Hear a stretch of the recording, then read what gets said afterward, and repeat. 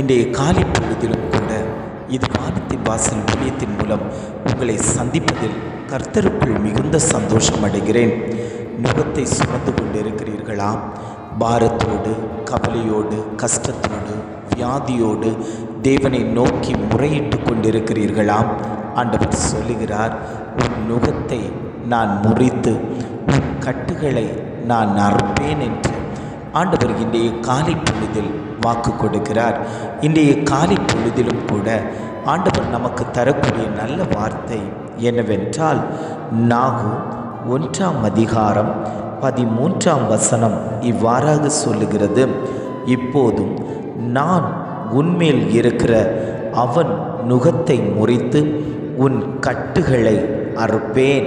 வேதம் இவ்வாறாக சொல்லுகிறது, இப்போதும் நான் உன்மேல் இருக்கிற அவன் நுகத்தை முறித்து உன் கட்டுகளை அறுப்பேன் என்று ஆண்டவர் நமக்கு வாக்கு கொடுக்கிறார்.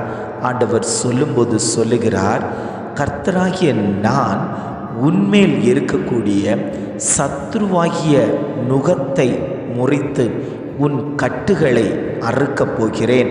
பல வருடங்களாக, பல மாதங்களாக, பல நாட்களாக உன்னை கட்டி போட்டு வைத்திருக்கக்கூடிய சத்துருவின் கட்டுகளை நான் முறித்து அவனை நான் இருக்கிற இடம் தெரியாதபடிக்கு அவனை நான் சங்கரிப்பேன் என்று ஆண்டவர் ஒவ்வொரு குடும்பங்களையும் பார்த்து பதில் கொடுத்து கொண்டிருக்கிறார். இன்றைக்கு அநேக குடும்பங்களில் வியாதி என்கிற போராட்டம் இருந்து கொண்டிருக்கிறது.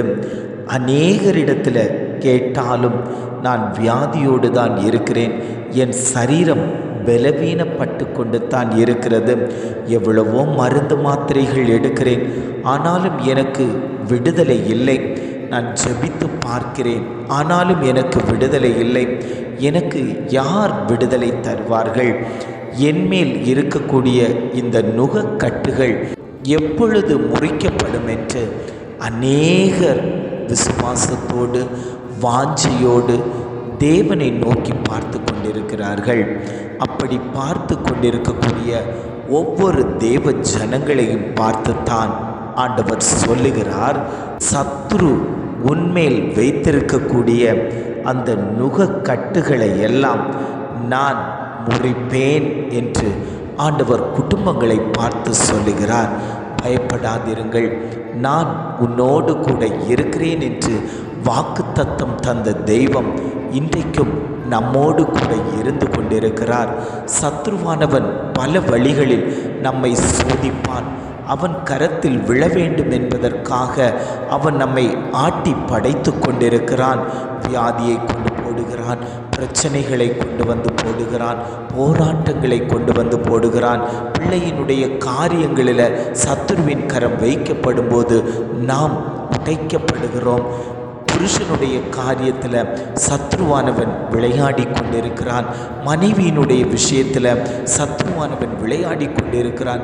இப்படி எந்தெந்த வழிகளில் குடும்பங்களை வீழ்த்த வேண்டும் என்று சத்ருவானவன் நினைக்கிறானோ அந்தந்த வழிகளில் அவன் குடும்பத்துக்குள் புகுந்து ஒவ்வொரு ஆட்களையும் அவன் தன்வசம் படுத்தி கொண்டு அவர்களை ஆட்டி படைத்து கொண்டிருக்கிறான். ஆண்டவர் சொல்லுகிறார், நீ விசுவாசத்தோடு என்னுடைய சமூகத்தில் வந்து உட்கார்ந்ததுனால நான் உன் குடும்பத்தில் இருக்கக்கூடிய அந்த நுகக்கட்டுகளை எல்லாம் அறுப்பேன். இனி கண்ணிகள் உனக்கு வைக்கப்பட மாட்டாது.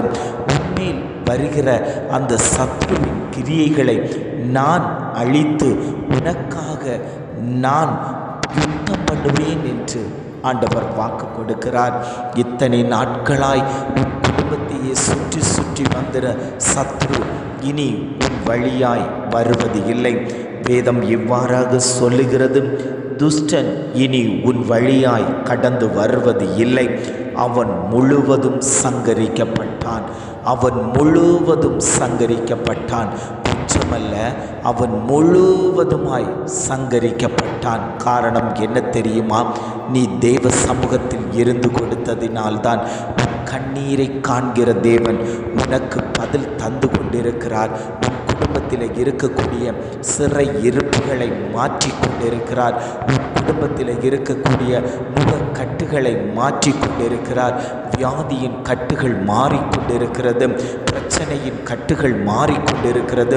போராட்டத்தை கொண்டு வந்து போடுகிற அந்த பொல்லாத கிரியைகள் இயேசுவின் நாமத்தினாலே இந்த வார்த்தைகள் விதைக்கப்படும் போதே அது அறுப்புண்டு போகிறது. இனி நீ ஜெயம் கொள்ளுவாய், இனி நீ மேன்மை அடைவாய், இனி நீ உயர்வாய். உன்னை நான் தாங்குவேன், உன்னை நான் என் வலது கரத்தினால் ஏந்துவேன் என்று ஆண்டவர் வாக்கு கொடுத்து கொண்டிருக்கிறார். ஜெபிக்கலாமா? அன்பின் பரலோக பிதாவே, இந்த காலை பொழுதுக்காக நாங்கள் உம்மை துதிக்கிறோம், ஸ்தோத்தரிக்கிறோம். ஆண்டவரே, இந்த காலை பொழுதிலும் கூட ஆண்டவர் எங்களுக்கு தந்த நல்ல வார்த்தைகளுக்காக நாங்கள் உமக்கு நன்றி செலுத்துகிறோம். ஆண்டவரே, இந்நாளிலும் கூட நான் உன்மேல் இருக்கிற சத்ருவின் நுகத்தை முறித்து அவன் கட்டுகளை அறுப்பேன் என்று நல்லதொரு வாக்குத்தத்தம் தந்தீங்க. ஆண்டவரே, எங்கள் குடும்பங்களில் இருக்கக்கூடிய இந்த கட்டுகளின் நுகங்கள் அறுக்கப்படட்டும். ஆண்டவரே, எத்தனையோ நாட்களாய் இந்த சாபக்கட்டின் மூலம், பாவக்கட்டின் மூலம் என் குடும்பம் பிணைக்கப்பட்டிருக்கிறதே. இந்த கட்டுகளிலிருந்து விடுதலை தர யாருமே இல்லை என்று எதிர்பார்த்து கொண்டிருந்த வேளையில் இந்த வார்த்தையை கேட்டபோது ஆண்டவர் என் கட்டுகளை முறித்து விட்டார், என் சாபக்கட்டுகளை முறித்து விட்டார், என் பாவக்கட்டுகளை முறித்து விட்டார் என்று நான் விசுவாசித்து, ஆண்டவரே, இந்த வார்த்தை எனக்குத்தான், என் குடும்பத்துக்குத்தான், என் பிள்ளையினுடைய வாழ்க்கைக்குத்தான், என் தொழிலில் வைக்கப்பட்டிருக்கிற இந்த நுகக்கட்டுகள் முறிக்கப்படட்டும், என் ஊழியத்தின் மேலே வைக்கப்பட்டிருக்கக்கூடிய இந்த நுகக்கட்டுகள் முறிக்கப்படும்படியாய் நாங்கள் ஜெபிக்கிறோம். ஆண்டவரே, இந்த நாட்களிலும் கூட ஆண்டவர் பெரிய காரியங்களை குடும்பத்தின் மேலே செய்து விட்டதற்காக நாங்கள் உமக்கு நன்றி செலுத்துகிறோம். ஆவியானவர் தாமே குடும்பங்களை கட்டி ஆளும்படியாய் நாங்கள் ஜெபிக்கிறோம். ஆண்டவரே, உமது வலது கரத்தினுக்குள்ளாடி எங்களை மூடி மறைத்து கொள்ளும்படியாய் நாங்கள் ஜெபிக்கிறோம். எங்களை தாழ்த்தி தருகிறோம். துதி, கன, மகிமை எல்லாம் உமக்கே செலுத்துகிறோம். மீட்பர் இயேசுவின் மூலம் ஜெபம் கேளும் நல்ல பிதாவே.